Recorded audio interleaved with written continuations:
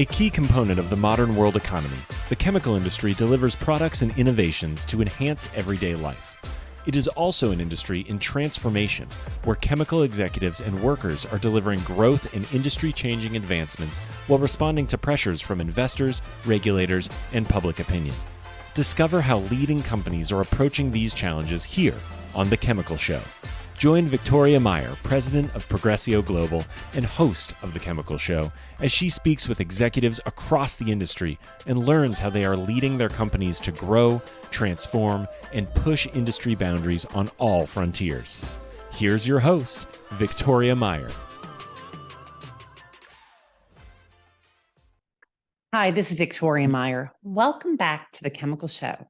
This is a Thursday quick hitter, which is a bit more tactical in nature. I'm addressing topics and questions that I'm hearing from folks in the industry, relevant news and timely happenings, and giving strategic and tactical answers and approaches.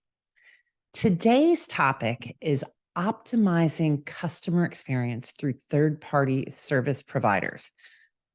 Service providers, particularly those who engage with your customer on your behalf, play a critical role in the chemical industry. Today's episode actually ties back to episode 104, which featured Jennifer Braun of Trinity Logistics discussing the dynamics of the chemical shipping industry. One of the things that Jennifer said that really stood out to me is the increased role that Trinity and other logistics companies played during the pandemic, particularly as it related to customer communication during times of supply chain instability, which, as we all know, over the past couple of years, there has been a lot of supply chain instability. What Jennifer said was, we became a key communicator between customer and supplier, sharing what we knew about the supplier's availability and the overall supply chain situation. Many of our customers relied on us to be their communication piece and being able to do whatever it would take to service their customers. Powerful, critical. And it also brings to mind, whose customer is this anyway?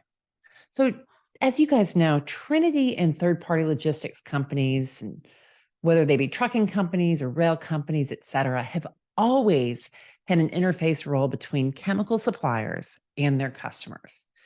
They play a vital and critical role to the actual delivery of the product. But are they doing it in a way that meets your customer experience expectations? So we talk a lot about customer experience on The Chemical Show. And when I think about customer experience, it's really about being end-to-end and omni-channel. All right, so what does that mean? First of all, end-to-end. The customer experience is not about customer service, although it's a component of it. It is not just about customer acquisition, the early part of your customer journey, or about sales and marketing.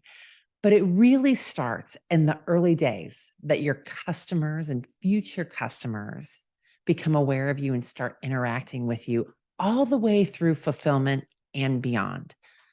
Customer experience is influenced by your company and by the service providers that you hire of a wide variety. So that's end-to-end. That is the end-to-end piece. Omni-channel often refers to online or e-commerce, or digitization, or whether you're selling through salespeople. It also refers to your service providers. So customer experience is critically important to know that it's end-to-end, beginning to end, cradle to grave, and omni-channel. The other thing that I find really important to remember is the last experience that your customer has with you and your brand, and defines their perception of your business and your company, is the delivery to their site. And of course, the follow-on invoicing process, et cetera, although that's going to be a little bit of a topic of another discussion because that is often handled in-house and, that's its own story. So when we think about this end-to-end delivery and that last mile on the end, from a B2B perspective, we often say, well, our customers get it, right? They know that company X, Y, and Z is not the one that's actually doing in control of the very final piece of getting product to the customer's location. That's true. But they also still really expect you and your company to have an influence on who's doing that work, how they're doing that work and that delivery for you, et cetera. So if you think about this on a personal level, on a B2C basis, think about your electricity providers. You've got a contract with, kind of depends on who you are in your region, ComEd or Reliant or someone else. That's who your bill comes from. That's who you've contracted with. That's who you call when there's a problem. However, when there is a problem or when there is a power outage at your house or your neighborhood, often a third-party provider does the work. They visit your house or your neighborhood, and they do the work.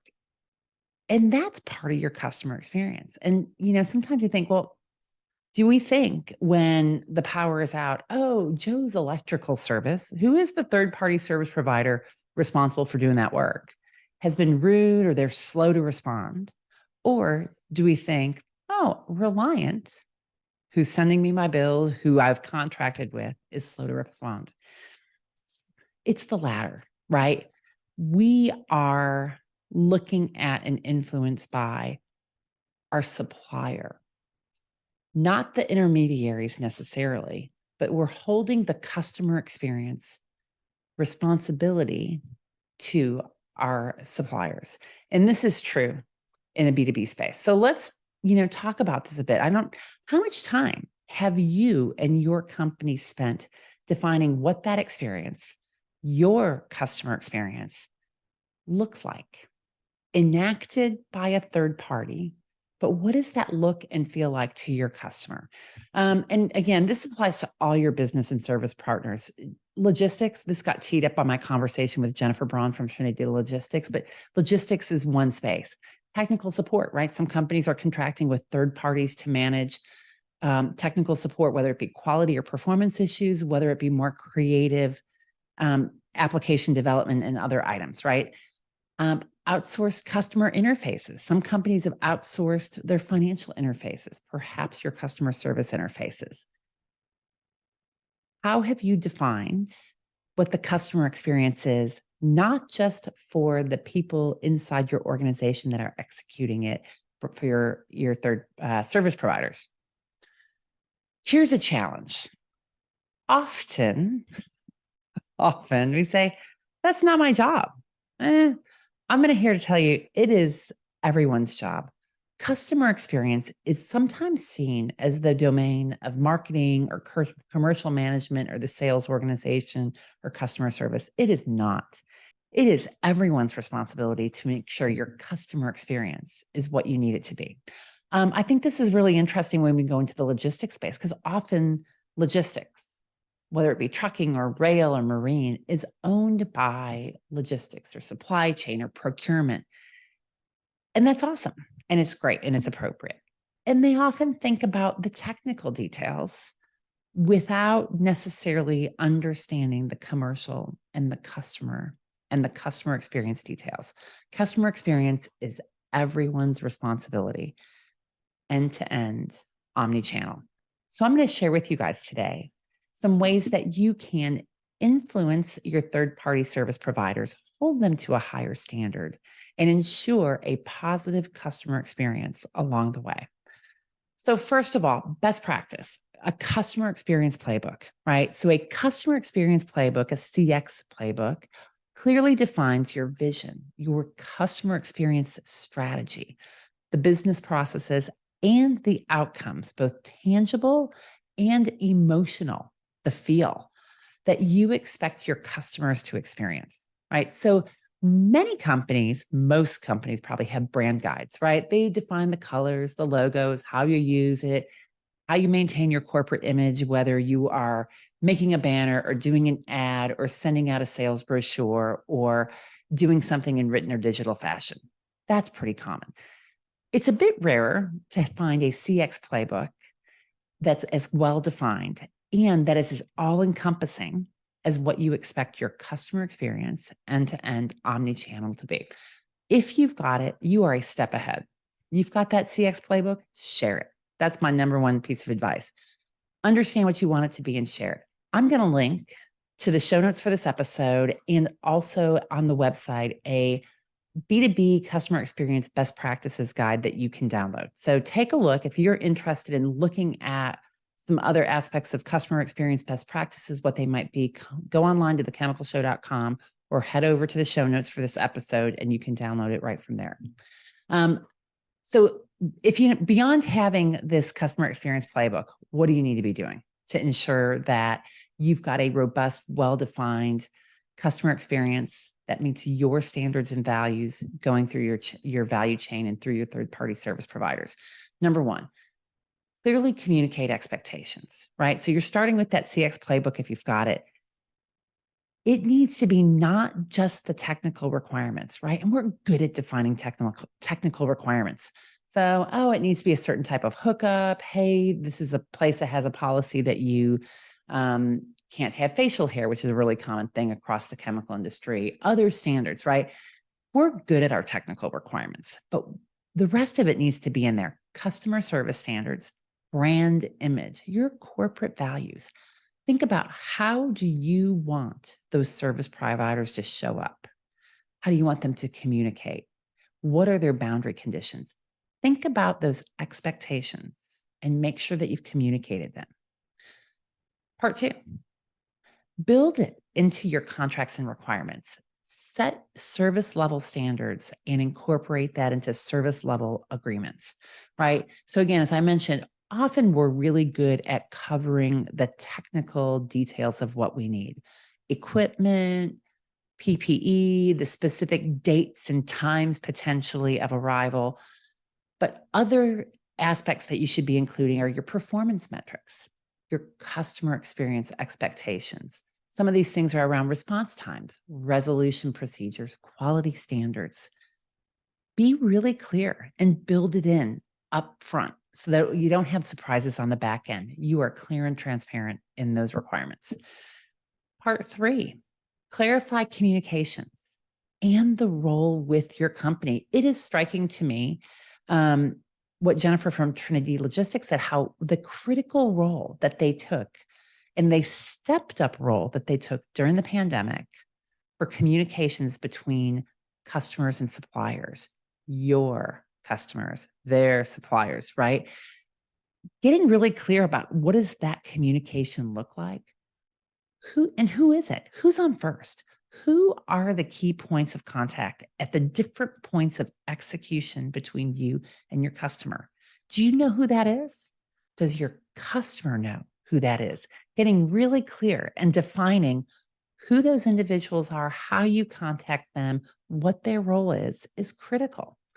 What are your forms of communication, right? So is this a supplier that can, a service provider, I should say, that can tie into your CRM system?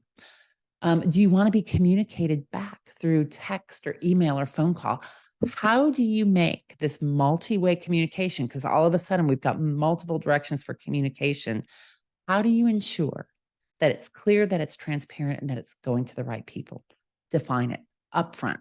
If you haven't defined it upfront, that's okay.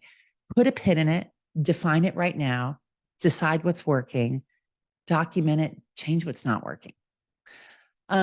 Step 4 is really around building transparency. Transparency is critical, as you know, when you're working with third-party service providers.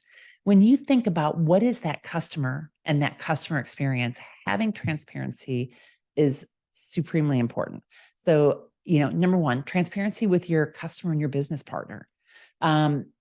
In terms of these KPIs, in terms of these aspects of who's doing what, in terms of these aspects of what are the communication protocols, right? And then also think about feedback. I know, feedback gets hung up in the system. And so your customer may say, well, we gave you that feedback.